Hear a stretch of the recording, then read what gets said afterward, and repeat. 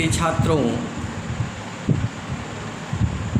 हम पुनः उपस्थित हैं अपने YouTube channel Vivekananda English classes में एक नया पार्ट लेकर के डायरेक्ट एंड इनडायरेक्ट स्पीच संबंधी। हम लोग डायरेक्ट एंड इनडायरेक्ट स्पीच में जो 5 प्रकार के सेंटेंस होते हैं, assertive, interrogative, imperative, exclamatory and optative, इनके संबंध में कैसे डायरेक्ट स्पीच से इनडायरेक्ट स्पीच बदलते हैं, इसका अध्ययन कर चुके हैं। अब हम लोग कुछ असाधारण चीज़ें या थोड़ी टिपिकल चीज़ें अध्ययन करेंगे, नई चीज़ें। कुछ चीज़ें उसमें बहुत सरल हैं और कुछ थोड़ा सा कॉम्प्लेक्स या जटिल हैं, तो देखेंगे, इसको अध्ययन करेंगे। एक तो ये सारे नो वाले सेंटेंस होते हैं या डायलॉग होते हैं, इसके बारे में देखेंगे कैसे इनको चेंज करते हैं हम। ऐसा नो वाले जो रिपोर्टेड स्पीच होते हैं उनको कैसे चेंज करते हैं, इसके बारे में। और डायलॉग्स जो दो लोगों के बीच में, 2 से अधिक लोगों के बीच में वार्तालाप होती है, उसको कैसे चेंज करें, इसका भी अध्ययन करेंगे। और छोटी छोटी चीज़ें, थैंक यू है, बाय हेवन या बाय गॉड, सॉरी वाले वाक्य भी देखेंगे। सर, मैडम, जिन वाक्यों में प्रयोग होता है उनमें कैसे चेंज करेंगे, डायरेक्ट इनडायरेक्ट। देखिए, इसके एग्जाम्पल देखेंगे। वेलकम, ये बहुत छोटी चीज़ें हैं, वेलकम के, थैंक यू के सेंटेंस। इसके अलावा रिपोर्टिंग स्पीच के ऑब्जेक्ट को किसी शब्द या शब्द समूह से संबोधित किए जाने वाले वाक्य। कभी कभी रिपोर्टेड स्पीच का जो ऑब्जेक्ट होता है वो रिपोर्टेड स्पीच में होता है और उसके लिए किसी शब्द समूह का भी प्रयोग होता है, तो उनको कैसे चेंज करेंगे, इसको भी हम देखेंगे। और if, when, till, until, as soon as आदि शब्दों से प्रारंभ होने वाले वाक्यों को कैसे हम रिपोर्टेड स्पीच में चेंज करेंगे, रिपोर्टेड स्पीच में दिए होंगे तो कैसे चेंज करेंगे, इन सब बातों का आज हम अध्ययन करेंगे। चलिए देखते हैं, पहले नियम देख लेते हैं, फिर एग्जाम्पल देखेंगे। नियम में देखिए, एस आर नो वाला कैसे चेंज करते हैं। डायरेक्ट स्पीच में एस या नो आने पर समझने का प्रयास करेंगे बच्चों। डायरेक्ट स्पीच में एस या नो आने पर इनडायरेक्ट बनाते समय सेड या सेड टू के स्थान पर प्रायः या साधारणतः क्रमशः रिप्लाइड इन अफर्मेटिव या रिप्लाइड इन निगेटिव कर देते हैं।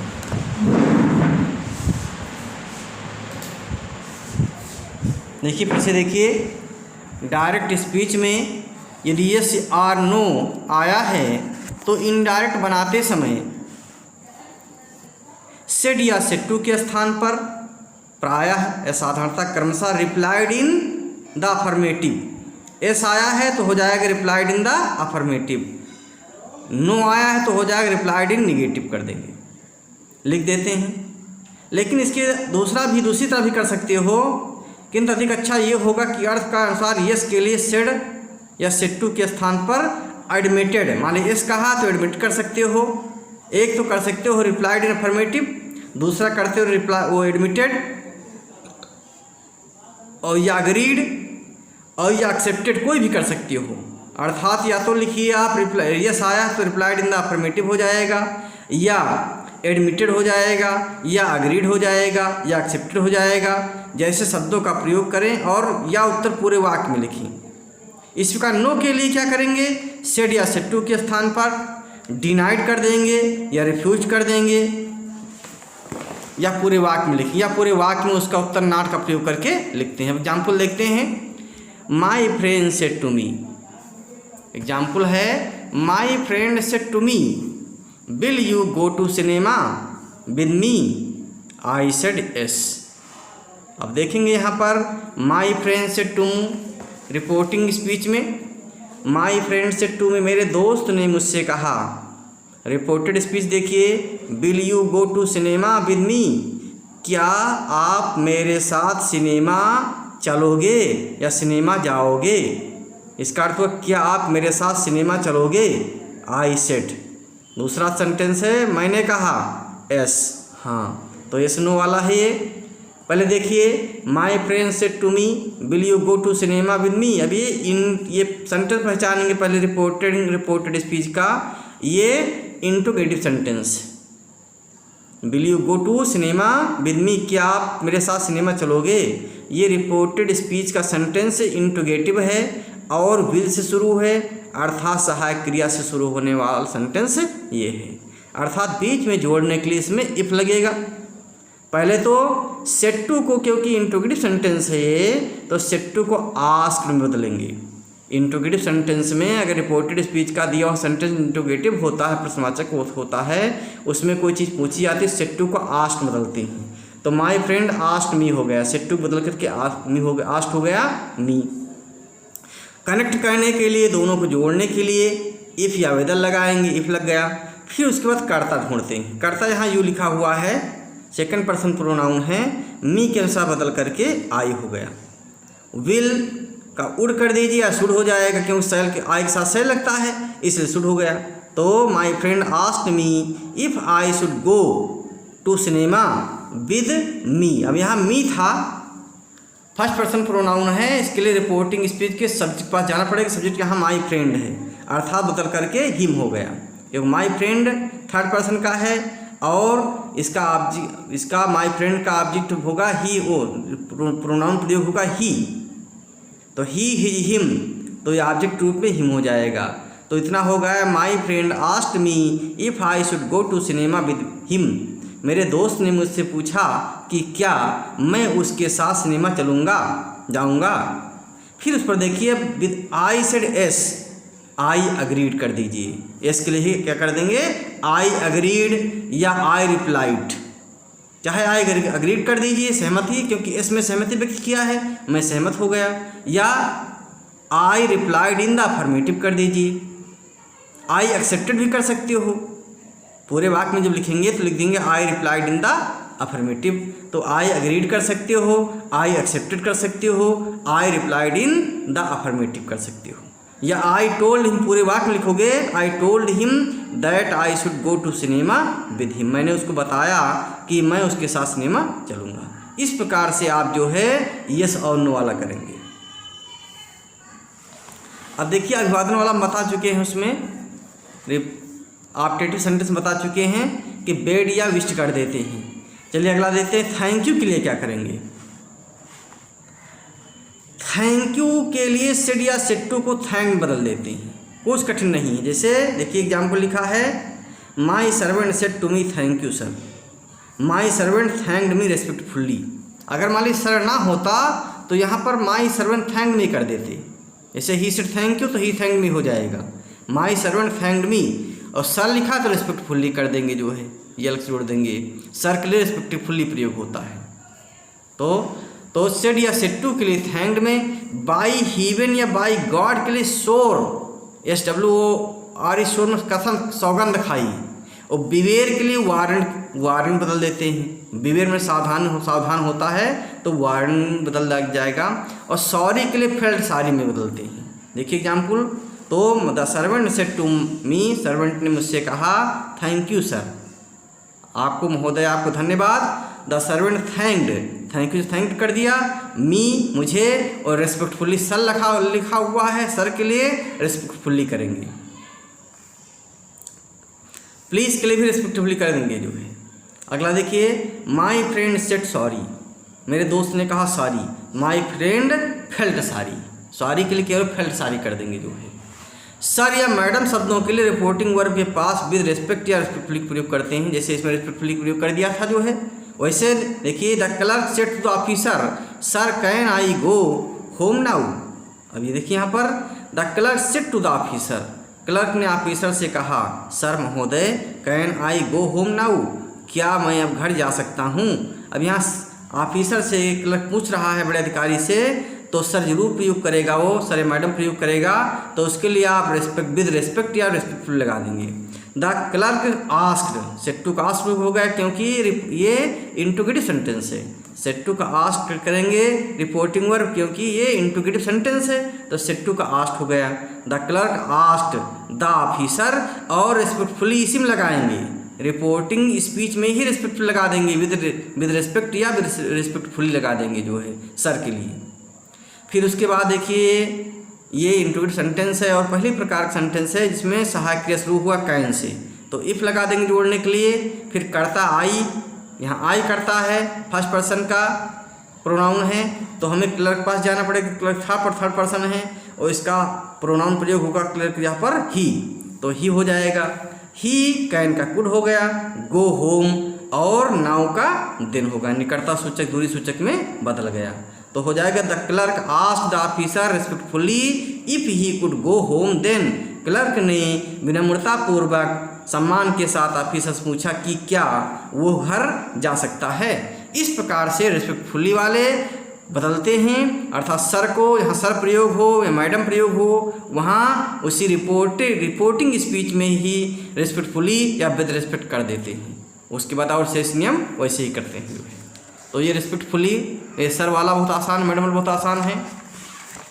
अब और कुछ चीज़ देखेंगे हम।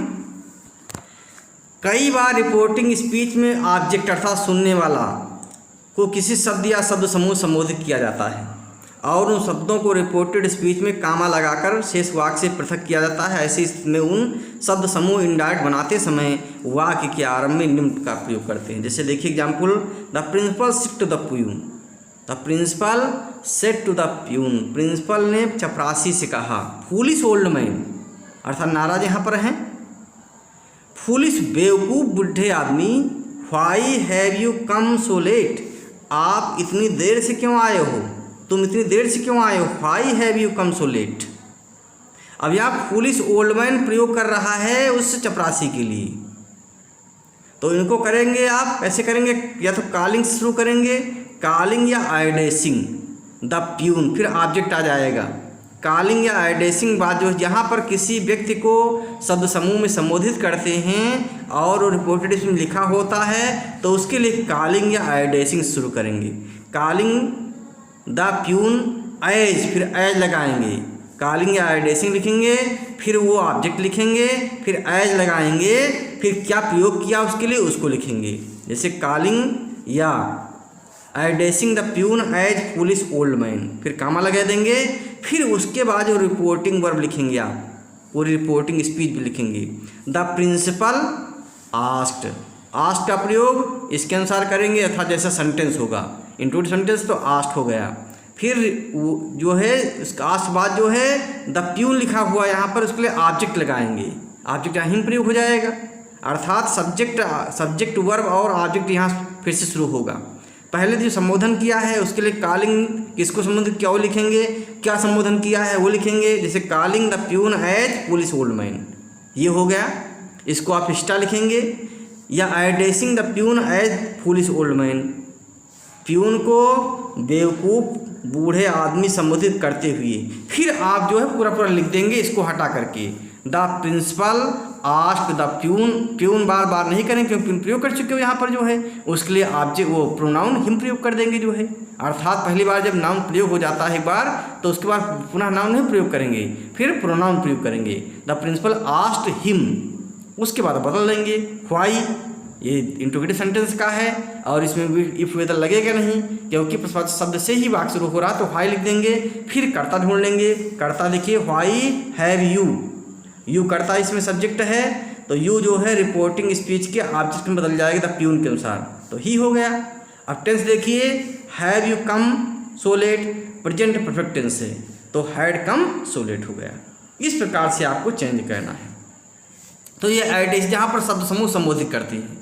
अब दूसरा देखिए, कभी कभी कॉलिंग या एड्रेसिंग की आवश्यकता ही नहीं पड़ती है, आप ही तो शब्दों को ऑब्जेक्ट के स्थान पर ले आते हैं, तो ज़्यादा अच्छा होता है। कभी कभी ये शब्द समूह जो है लिखे होते हैं लेकिन उनको आवश्यकता नहीं पड़ती प्रयोग करने के लिए, बल्कि उसको ऑब्जेक्ट में निकाल लेते हैं। जैसे देखिए example, lord Yama said, lord Yama said O princess do not follow your dead husband.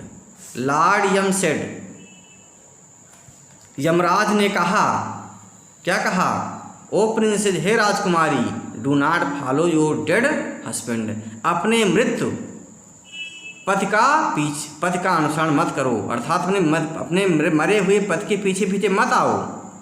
अब देखिए यहाँ पर वो प्रिंसेस प्रयोग किया गया है, वो प्रिंसेस जो है ऑब्जेक्ट मान करके यहाँ पर लाडियम एडवाइज्ड, क्योंकि एडवाइज किया है, इंपेरेटिव सेंटेंस है, लाडियम एडवाइज्ड द प्रिंसेस, वो प्रिंसेस यहाँ से यहाँ निकाल लिए। लाडियम अर्थात जो है यहाँ आइडेसिंग या कॉलिंग करने की आवश्यकता, कॉलिंग शब्द प्रयोग करने की आवश्यकता नहीं पड़ेगी, इसे कर भी देंगे तभी सही हो जाएगा। पहले इसमें देखिए, Ladium advise the princess not to follow her dead husband. तो यहाँ देखिए वो प्रिंसेस में रिपोर्टेड स्पीच में लिखा हुआ है, जबकि रिपोर्टिंग स्पीच का ऑब्जेक्ट है तो उसको निकाल लेंगे। लाडियम एडवाइज द प्रिंसेस, फिर डू नॉट लगा है, डू नॉट वाला सेंटेंस है, डू हटा देंगे, नॉट लगा दिया, फर्स्ट फॉर्म से टू लगा दिया, not to follow her, your है, योर सेकंड पर्सन प्रोनाउन है, वो प्रिंसेस के अनुसार जो है थर्ड पर्सन का हर हो जाएगा। डेड हस्बैंड, डेड हस्बैंड हो गया। तो इस प्रकार से कर सकते हो। मैंने बताया था डू नॉट वाले में जो है आप फॉरवर्ड भी प्रयोग कर सकते हैं, तो हो जाएगा लाडियम एडवाइज द, लेकिन फॉरवर्ड यहाँ लगाओगे, जब यहाँ लगाओ डू नॉट ले जाएगा, Ladium forward the princess to follow her dead husband हो जाएगा। अगर एडवाइज लगाएंगे तो यहाँ नॉट नहीं प्रयोग करेंगे, अगर एडवाइज वो फॉरवर्ड लगाएंगे तो नॉट नहीं प्रयोग करेंगे, अगर एडवाइज लगाएंगे नॉट प्रयोग करेंगे। तो दो प्रकार से हो सकता है ये, Ladium forward the princess to follow her dead husband, और एक ये हो जाएगा Ladium advise the princess not to follow her dead husband. और एडेसिंग द्वारा भी हो जाएगा, एडेसिंग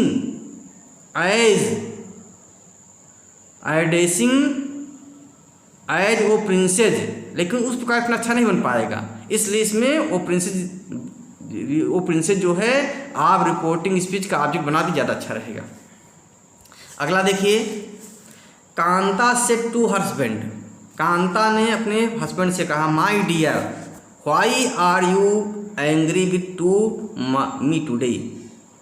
Kanta said to her husband, Kanta ने अपने पति से कहा, माई डियर मेरे प्रिय, why are you angry with to me today, आप मुझसे आज नाराज़ क्यों हैं, आप नाराज़ क्यों हैं। अब देखिए यहाँ पर यहाँ माई डियर लिखा हुआ है, तो माई डियर हस्बैंड पहले लगा दिया है। Kanta asked her dear husband, Kanta ने अपने प्रिय हस्बैंड से पूछा, उसके बाद जो है व्हाई ले आया जो है, फिर कर्ता ढूंढ लिया, कर्ता जो है यू है, ही के बदल करके माई हस्बैंड के बदल करके ही हो गया। ओ आर है, इजमार का वाजवर बदल जाता है, वाज हो गया। एंग्री विद टू हर, यहाँ पर मी है, मी फर्स्ट पर्सन प्रोनाउन है, कांता के सब बदल करके हर हो गया, टुडे दैट हो गया। तो Kanta asked her dear husband why he was angry with her that day, इस प्रकार से बदल देंगे जो है। पर ध्यान रखना है आपको, ऐसा चेंज करना है कि बहुत अच्छा अर्थ निकला, सेंस में निकले। इनडायरेक्ट यही चीज़ होती है, किसी की कही हुई बात को अपने शब्दों में कहना और अच्छे ढंग से कहना कि उसका सेंस निकल आए जो है। अगर इसको हम एडेसिंग या कॉलिंग करके करें तभी सही लगेगा। Addressing as her dear, addressing as her dear husband, Kanta asked him why he was angry with her that day, ये हो जाएगा। Addressing as her dear husband, Kanta asked him why he was angry with her that day. लेकिन क्योंकि इसमें ये बन जा रहा है, इसलिए एडेसिंग लगाने की जरूरत नहीं, कहीं कहीं एडेसिंग लगाने की जरूरत पड़ेगी आपको। मान लीजिए कोई गलत बात कही जाएगी या फटकारा जाएगा, वहाँ पर जरूर पड़ेगी। इसे कॉलेंगे पुलिस प्रयोग किया है, पुलिस होल्डमैन प्रयोग किया है, इसलिए यहाँ पर लगाना जरूरी हो गया है। तो इस प्रकार से ऐसे सेंटेंस का इंडायरेक्ट बनाएंगे। अब और चीज़ देख लेते हैं हम। इफ़ या व्हेन वाला सेंटेंस जो होता है, इसमें दो पार्ट होते हैं, एक तो इफ़ वाला सेंटेंस होता, दूसरा जो है इफ़ वाला सेंटेंस सबऑर्डिनेट क्लॉज होता है और दूसरा सेंटेंस मेन क्लॉज होता है। तो देखिए इसमें कैसे बदलेंगे। ये रिपोर्टेड स्पीच का वाक्य if, when, till, until, as soon as आदि वाक्यों से आरंभ हो, तब ऐसे वाक्यों के बीच में कामा मसल होता है। अर्थात दो पार्ट होते हैं, एक कामे पहले का, एक कामे बाद का। इंडायरेक्ट बनाते समय कामे के बाद के भाग को पहले और पहले भाग को बाद में प्रयोग करते हैं तथा सेट टू को कामा के बाद वाले भाग के अनुसार बदलते हैं। जैसे देखिए एग्जाम्पल लिखा, the doctor said to the patient, doctor said to the patient. इसमें एग्जाम्पल सही नहीं लिखा, बाद में एग्जाम्पल समझा देंगे आपको। तो इस प्रकार से ऐसे वाक्यों के नियम हमने बताया है। अब प्रैक्टिकल में देखते हैं कैसे आप जो है इनके एग्जाम्पल देखिए ताकि आपको समझ में आ जाए। पहला देखिए एग्जाम्पल लिखा मैंने, Ram said will you not go to college today. ये एस आर नो वाला है। Ram said will you not go to college today, Mohan said no. पहले देखेंगे आप में सबसे पहले देखना है आपको रिपोर्टिंग स्पीच। इस रिपोर्टिंग चीज़ समझना है। रिपोर्टिंग स्पीच में एक कहने वाला होता है, दूसरा सुनने वाला होता है। तो उसमें देखिए रिपोर्टिंग स्पीच में कौन कहने वाला है कौन सुनने वाला है। राम सेड, राम ने कहा है, क्या कहा है, will you not go to college today, क्या आप कॉलेज को आज नहीं जाओगे। मोहन सेड, मोहन ने कहा नो, मोहन ने उत्तर दिया नहीं। अर्थात राम मोहन से कह रहा है, तो रिपोर्टिंग स्पीच का सब्जेक्ट हो जाएगा राम और रिपोर्टिंग स्पीच का ऑब्जेक्ट हो जाएगा मोहन। अर्थात राम ने मोहन से कहा है, तो हो जाएगा। अब यहाँ पर देखिए सेंटेंस कैसा है। सेंटेंस यहाँ पर इंट्रोगेटिव सेंटेंस है। सेंटेंस इंट्रोगेटिव सेंटेंस है और पहले प्रकार का सेंटेंस जहाँ सहायक क्रिया शुरू हो रहा था जोड़ने के लिए इफ या बदल लगेगा। देखिए तो राम आस्क्ड मोहन हो जाएगा। रिपोर्टिंग स्पीच में सब्जेक्ट ऑब्जेक्ट मिल गए तुमको डायलॉग से, राम आस्क्ड मोहन हो जाएगा। राम आस्क्ड मोहन। अब यहाँ पर विल से शुरू हो रहा वाक्य इंट्रोगेटिव सेंटेंस है, पहली प्रकार का जहाँ सहायक क्रिया शुरू हो रहा है, तो जोड़ने के लिए कंबाइन करने के लिए इफ या बदल लगाते हैं। इफ लगा देंगे, उसके बाद कर्ता ढूंढ देंगे। कर्ता यहाँ यू लिखा हुआ है। सेकंड पर्सन प्रोनाउन है, मोहन कैसे बदलेगा, बदल करके ही हो जाएगा क्योंकि मोहन के लिए सब्जेक्ट ही प्रयोग होगा, ही हो जाएगा। ये किसके लिए प्रयोग किया गया है, मोहन के लिए। अब यू ही विल नॉट, अर्थात विल का प्रयोग है, विल बदल करके वुड हो जाएगा। Would not go to college today, today का दैट डे हो गया। ये होगा यहाँ तक। Ram asked Mohan if he would not go to college that day. Ram ने मोहन से पूछा कि क्या, इफ का अर्थ निकलेगा कि क्या। He would not go to college that day, क्या वो उस दिन कॉलेज नहीं गया था। अब मोहन सेड नो, मोहन ने कहा नहीं। अब यहाँ पर दूसरा बन जाएगा मोहन टोल्ड इन निगेटिव। एक तो ये हो जाएगा मोहन टोल्ड इन निगेटिव, एक तो कर देंगे मोहन टोल्ड इन निगेटिव हो जाएगा नो के लिए, या मोहन आंसर कर सकते हो निगेटिव, मोहन ने नकारात्मक उत्तर दिया। मोहन ने या मोहन टोल्ड, मोहन आंसर्ड या मोहन रिप्लाइड कर सकते हो, ऐसे वाक्य भी आंसर कर सकते हो, ज़्यादा अच्छा है। Mohan replied in negative, no के लिए इन निगेटिव कर दोगे जो है। अगर ऐसा होता तो मोहन रिप्लाइड इन एसर्टिव, या मोहन एक्सेप्टेड कर सकते थे। एस के लिए एक्सेप्टेड कर सकते हो और पूरे सेंटेंस में लिख सकते हो। नो के लिए नेगेटिव करोगे, इन नेगेटिव करोगे, या पूरे सेंटेंस में लिख सकते हो। तो एक तो लिखोगे Mohan replied in negative,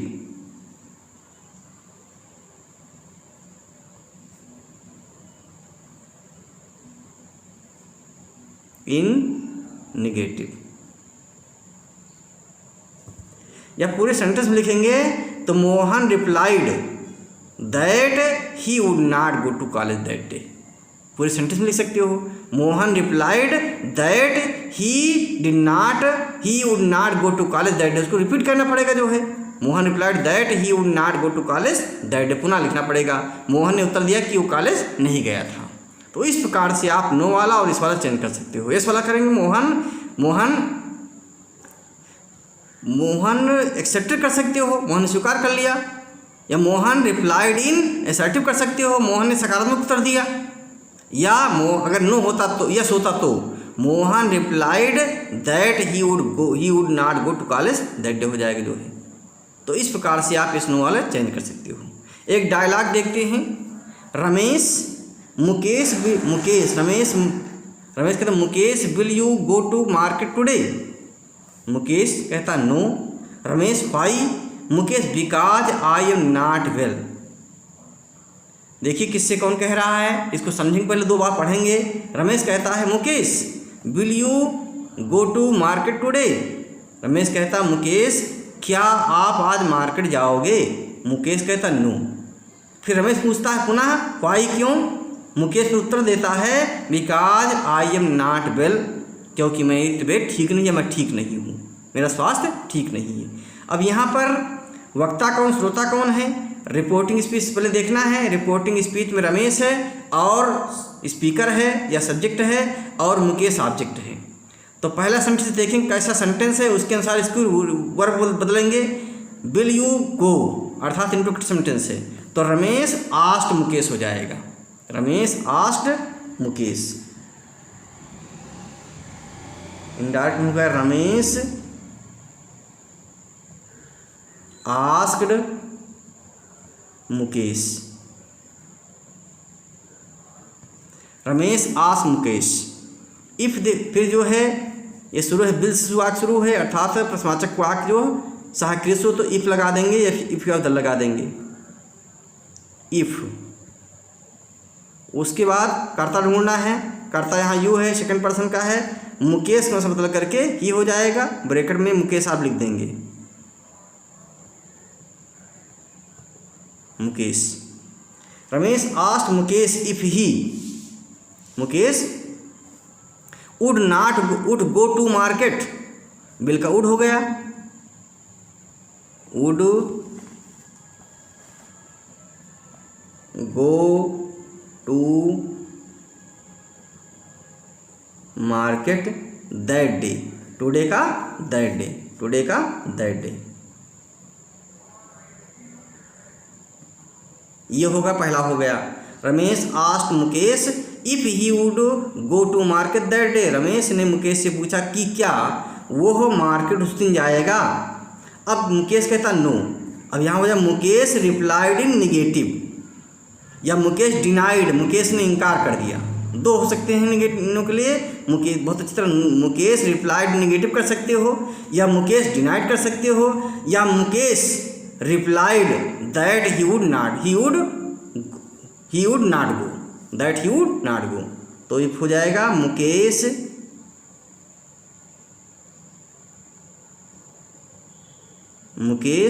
denied, इनकार कर दिया। एक तो ये कर सकते हो मुकेश डिनाइड, मुकेश ने इनकार कर दिया। फिर पुनः रमेश पूछता व्हाई। रमेश आस्क्ड अगेन, यहाँ आप कहोगे Ramesh asked again.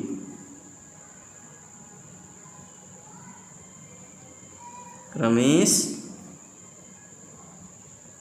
Asked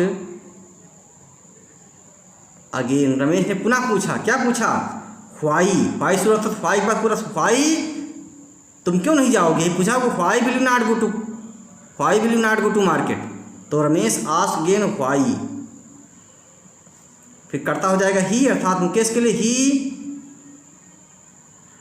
would not गो। तो यहाँ पर पूरा लिखने गो टू मार्केट लिखने को नहीं, यहाँ पर जो है व्हाई ही वुड नॉट गो, वो क्यों नहीं जाएगा। अब मुकेश रिप्लाइड, यहाँ पर देखिए मुकेश फिर कहता है because I am not well. Mukesh replied या इस यहाँ शब्द जोड़ देंगे अपने मन से। देखिए यहाँ पर जो शब्द जरूरत है उसको जोड़ना जो है या जो हटाना जरूरत हो तो हटा दीजिए। यहाँ पर एट दिस या आफ्टर दिस जोड़ सकते हो। आफ्टर दिस इसके बाद मुकेश रिप्लाइड तो अच्छा बन जाएगा। आपको उसके भाव को अच्छी तरह से लिखना है अर्थात कोई नियम से बंधे नहीं हैं आप। जो है जहाँ पर जो शब्द निकालने की जरूरत हो निकाल लीजिए, अनावश्यक शब्द जहाँ पर जो शब्द जोड़ने की जरूरत हो जोड़ दीजिए। आफ्टर दिस बने इसके बाद या इस पर, एट दिस इस पर, एट दिस इस पर। Mukesh replied, Mukesh told because I am not well. यहाँ पर वो अफर्मेटिव सेंटेंस है तो टोल्ड कर दीजिए। At this Mukesh told him, at this Mukesh told him अर्थात रमेश को बिकॉज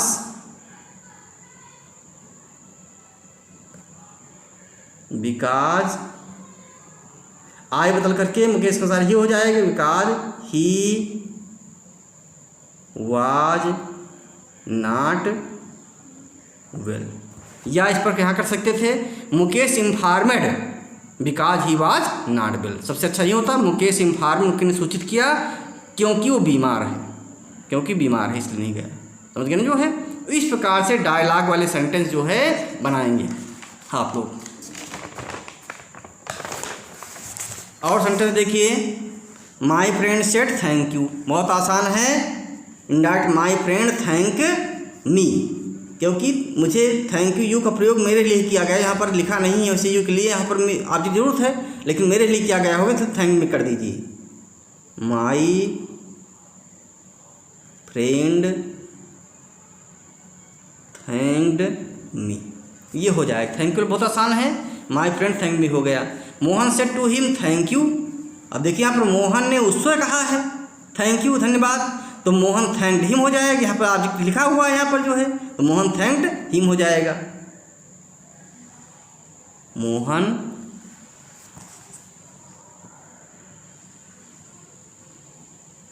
थैंक्ड हिम हो जाएगा, तो थैंक यू बहुत आसान है। सी सेड वेलकम, ये हो जाएगा सी वेलकम्ड हिम, या सी वेलकम्ड मी हो जाएगा। सी वेलकम्ड मी हो गया, सी वेलकम्ड मी, क्योंकि मेरा स्वागत किया होगा, उसको अलग बता रहे हैं दूसरे से, तो कैसे बताएंगे, सी वेलकम्ड मी, उसने मेरा स्वागत किया।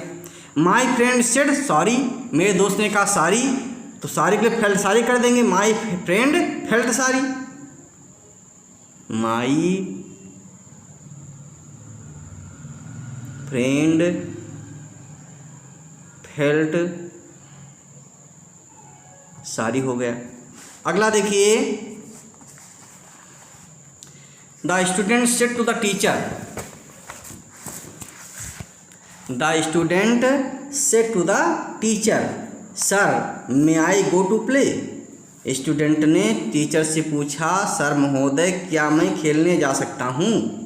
अब देखिए यहाँ पर सर प्रयोग है, तो सर के लिए आपको रिपोर्टिंग स्पीच में ही रिस्पेक्टफुली लगा देना है।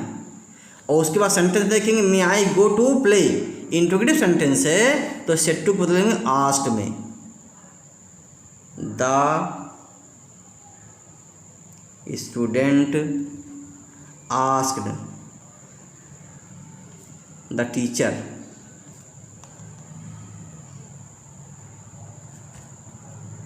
अब सर लगा हुआ है, यहीं ले आएंगे रिस्पेक्टफुली या विद रिस्पेक्ट जोड़ देंगे, रिस्पेक्टफुली।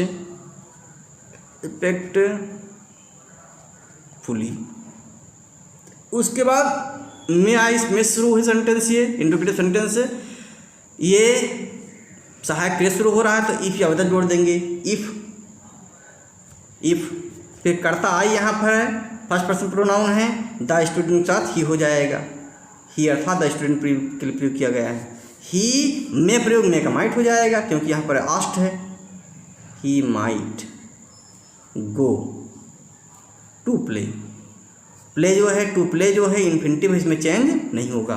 तो इस प्रकार से रिस्पेक्टफुली वाला या मैडम और सर वाला या मैडम वाला करेंगे। अगर यहाँ मैडम होता तब भी the student asked the teacher respectfully हो जाता जो है। The student said to the teacher sir may I go to play, तो इसका हो जाएगा the student asked the teacher respectfully if he might go to play, इस प्रकार से हो जाएगा।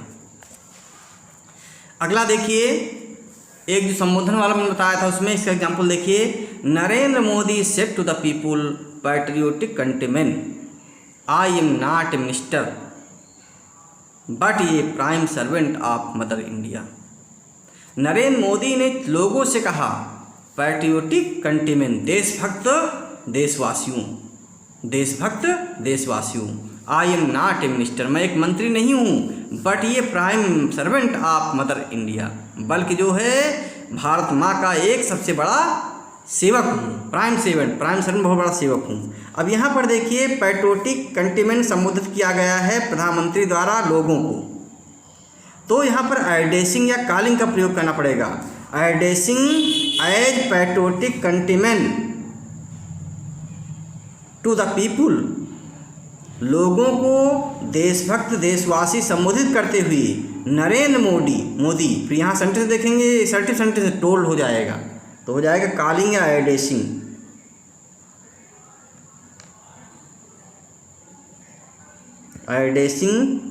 As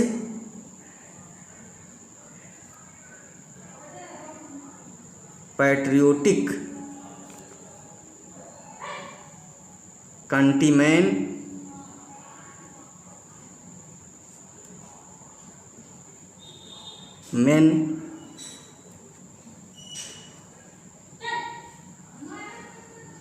addressing as patriotic countrymen to the people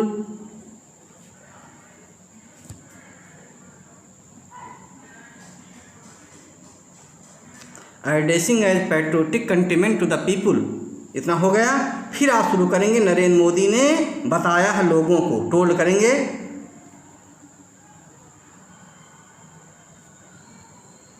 Narendra Modi, यहाँ आई एम नॉट मिनिस्टर लिखा हुआ है, अर्थात ये सर्टिव सेंटेंस टोल्ड कर देंगे। नरेंद्र मोदी टोल्ड, किसको टोल्ड किया है, फिर ऑब्जेक्ट लाएंगे to the people, told the people, told the people. अब यहाँ दैट लगाएंगे जोड़ने के लिए, that I am not minister, that he was not minister हो जाएगा, that he was not a minister but a prime servant of mother India, of mother India, ये हो जाएगा। देखिए, addressing as patriotic countryman to the people, Narendra Modi told the people, told यहाँ पर the people अच्छा लग रहा है, देम पर कर देंगे, इसके लिए ऑब्जेक्ट प्रयोग कर देंगे, क्योंकि बार बार द पीपुल नाउन है, इसका प्रोनाउन प्रयोग कर देंगे, देम, टोल्ड देम। तो addressing as patriotic countryman to the people, Narendra Modi told them that he was not minister but ये prime servant of mother India. लोगों को देशभक्त देशवासी संबोधित करते हुए नरेंद्र मोदी ने उनसे बताया, उन लोगों से बताया, that he was not minister, कि वो मंत्री नहीं बल्कि जो है भारत माँ के प्रधान सेवक हैं। इस प्रकार से एड्रेसिंग वाला आप कर देंगे। कहीं कहीं इसको एड्रेसिंग प्रयोग करने की जरूरत नहीं पड़ती है, बल्कि उसको जो है ऑब्जेक्ट के रूप में प्रयोग कर देते हैं। अगला देखिए, मैंने बताया था कि दो सेंटेंस होते जो इफ़ या व्हेन शुरू होते हैं, उनके बारे में एग्जाम्पल मैंने दिया है यहाँ पर। He said to me when I reached my college it began to rain. यहाँ पर दो क्लाज हैं, एक तो प्रिंसिपल क्लाज है, आई इट बिगैन टू रेन, दूसरा सबऑर्डिनेट क्लाज है, सबऑर्डिनेट क्लाज पहले लिखा हुआ है। तो आप जब इंडायरेक्ट बनाएंगे तो प्रिंसिपल क्लाज पहले कर देंगे, एक कामक बात सबऑर्डिनेट क्लाज है, अर्थात व्हेन इफ वाला जो है सबऑर्डिनेट क्लाज होता है तो इसको बाद में करेंगे। तो ही सेड टू मी, और सेड टू को इससे बदलेंगे आप, इट बिगैन टू रेन अर्थात दूसरे पार्ट से बदलेंगे, व्हेन या इफ वाले से नहीं बदलेंगे आप जो है। तो ही टोल्ड मी हो जाएगा, क्योंकि it began to rain assertive sentence है, तो ही टोल्ड मी इनडायरेक्ट में हो जाएगा, ही टोल्ड मी, हो गया। अब इसको कनेक्ट करने के लिए कनेक्टिव के रूप में दैट लगा दिया, that it began to rain, past indefinite tense है तो पास्ट परफेक्ट में बदल जाएगा। It had begun to rain, it had begun to rain. अब व्हेन लगाएंगे, when he, I first person pronoun है, ही के मतलब करके ही हो गया, व्हेन ही हैड, ये रीच्ड है, पास्ट इंटेंस है, he had reached, had reached, my college का my first person pronoun he के अनुसार ही हो गया, हिज कॉलेज, ये हो गया। He told me that it had begun to rain when he had reached his college. इस प्रकार से इसको बदल देंगे जो है। तो इस प्रकार से कुछ मिसलेनियस या मिश्रित वाक्य थे जिनको हमने चर्चा किया, उसके नियम बताए हैं। आप थोड़ा प्रैक्टिस करेंगे तो समझ में आ जाएगा। बहुत बहुत धन्यवाद।